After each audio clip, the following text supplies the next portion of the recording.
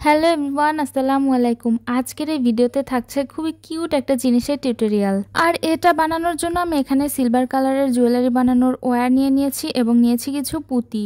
ও হ্যাঁ, কি বানাচ্ছি সেটা তো বলতেই ভুলে গেছি। আমার চাবি রিং এর এই জিনিসটা একদমই নষ্ট হয়ে গেছে, আর আমি একজন যেহেতু ক্রাফটার, তাহলে আমার এরকম জিনিস থাকাটা আসলে একদমই মানায় না।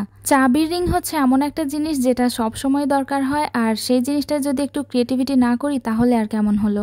এখানে আমি পুঁতি নিয়ে নিয়েছি, সবগুলো প্রায় একই সাইজের, শুধুমাত্র একটা নিতে হবে একটুখানি বড়। আর সিলভার কালারের তারটা আমি আন্দাজ মতো কেটেছি, এটা কোনো মাপেই কাটিনি, আমার চোখের আন্দাজে আমার যেমনটা মনে হয়েছে আমি ততটুকু কেটে নিয়েছি।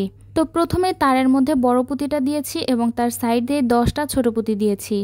আপনারা নিশ্চয়ই দেখে বুঝতে পারছেন যে আমি এখানে বো বানাচ্ছি, সেজন্য বোর শেপ দেওয়ার জন্য বড় পুঁতির ভেতর দিয়ে তারের একটা সাইড ঢুকিয়ে দিয়েছি এবং অপর সাইডে পুঁতি দেওয়ার পরে সেটাও তারের ভেতর দিয়ে দিয়েছি, অনেকটা ফুলের পাপড়ি যেমন হয় ঠিক সেরকম করে। তারপর দুইটা তার খুব ভালোভাবে টেনে একদম টাইট করে এরপর একটু পেঁচিয়ে নিয়েছি। এত ডিটেলসে আমি নিজেও কোনো ভিডিও দেখিনি, আমার নিজের মনে হলো যে এভাবে একটু ডিটেলসেই বলে দেওয়া উচিত, তাহলে অনেকেই ভালোভাবে শিখতে পারবে। দুই পাশের তার আমি শক্ত করে টেনে তারপরে পেঁচিয়ে নিয়েছি যেন কোনোভাবে এটা লুজ হয়ে না থাকে। এরপরে নিচের দিকে যে দুইটা লম্বা অংশ ছিল সেখানেও আমি 8টা করে পুঁতি দিয়েছি।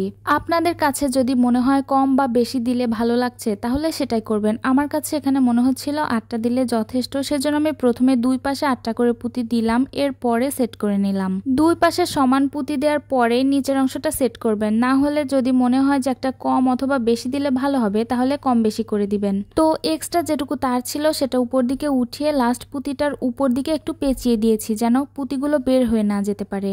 এই দেখেন আমার বিডেড বো একদমই রেডি। আর এটা যেহেতু আমি চাবি রিং এর সাথে লাগাবো, তাই সেই রিংটা লাগানোর জন্য আমার একটু কিছু প্রয়োজন। অল্প একটু তার কেটে নিয়েছি এবং মাঝে যে বড় পুঁতিটা ছিল সেটার এপাশ থেকে ওপাশ দিকে দিয়ে দিয়েছি। তারপরে তারের মধ্যে চাবি রিং এর একটা অংশ ঢুকিয়ে খুব ভালো মতো পেঁচিয়ে সেট করে নিয়েছি। এটা একটু নিজের মন মতো ভালো মতো শক্ত করে নেবেন যেন কোনোভাবেই এই চাবি রিং থেকে এটা খুলে না যায়। আমি কিন্তু একদম স্মল সাইজের পুঁতি দিয়ে আরেকটা বানিয়েছিলাম, সেটা আমি আমার ব্যাক চার্ম হিসেবে ব্যবহার করি। আজকের আইডিয়াটা কেমন লাগলো কমেন্টে জানাবেন। আল্লাহ হাফেজ।